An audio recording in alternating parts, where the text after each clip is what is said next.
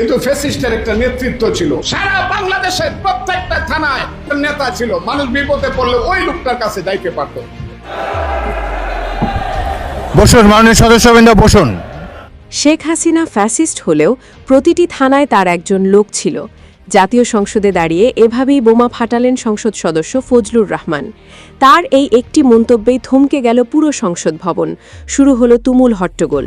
কিন্তু কেন হঠাৎ শেখ হাসিনার শাসনামলের প্রশংসা করলেন তিনি?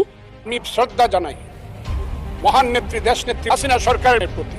সংসদের অধিবেশনে পয়েন্ট অফ অর্ডারে দাঁড়িয়ে ফজলুর রহমান বর্তমান সরকারের আইন শৃঙ্খলা পরিস্থিতির ওপর তুলোধুনো করেন। তিনি বলেন, শেখ হাসিনার সরকারের সমালোচনা করা সহজ, কিন্তু বাস্তবতা হলো সেই সময় একটা চেইন অফ কমান্ড ছিল। তিনি সরাসরি চ্যালেঞ্জ ছুড়ে দিয়ে বলেন, হাসিনার আমলে প্রতিটি থানায় তার একজন প্রতিনিধি ছিল।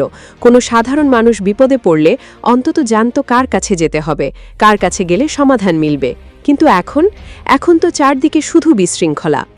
ফজলুর রহমানের প্রশ্ন একটাই, এখন জনগণের নিরাপত্তা কোথায়? তিনি দাবি করেন, আগে অন্তত জবাবদিহিতার একটা জায়গা ছিল, অথচ বর্তমান প্রেক্ষাপটে সাধারণ মানুষ থানায় গিয়েও দিশেহারা।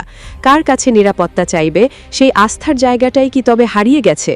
কিন্তু ফ্যাসিস্টের একটা নেতৃত্ব ছিল, সারা বাংলাদেশের প্রত্যেকটা থানায় নেতা ছিল, মানুষ বিপদে পড়লে ওই লোকটার কাছে যাইতে পারত।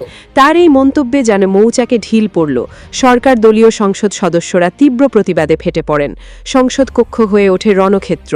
দালাল দালালি স্লোগানে প্রকম্পিত হয় চারপাশ। স্পিকার বারবার শান্ত হওয়ার অনুরোধ করলেও ফজলুর রহমান নিজের অবস্থানে ছিলেন অনড়।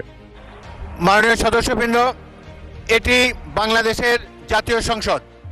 এখানে প্রত্যেকেই নির্বাচিত হয়ে এসেছেন, প্রত্যেকেরই এখানে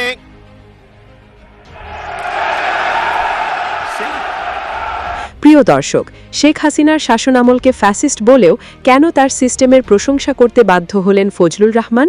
এটা কি স্রেফ রাজনৈতিক চাল, নাকি সাধারণ মানুষের মনের ভেতরে জমে থাকা ক্ষোভের প্রতিফলন? আপনার কি মনে হয়, ফজলুর রহমানের এই মন্তব্যের সাথে কি আপনি একমত? কমেন্টে আপনার মতামত জানান।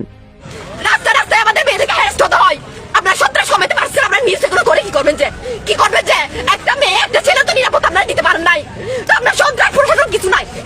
ডাকাতি হলো পুলিশের কাছে গেলে এখানে যাও, ওখানে যাও, এখানে যাও, নাই আমাদের নিরাপত্তা নাই। আমরা বড় দিনে করে বড় দিন আমরা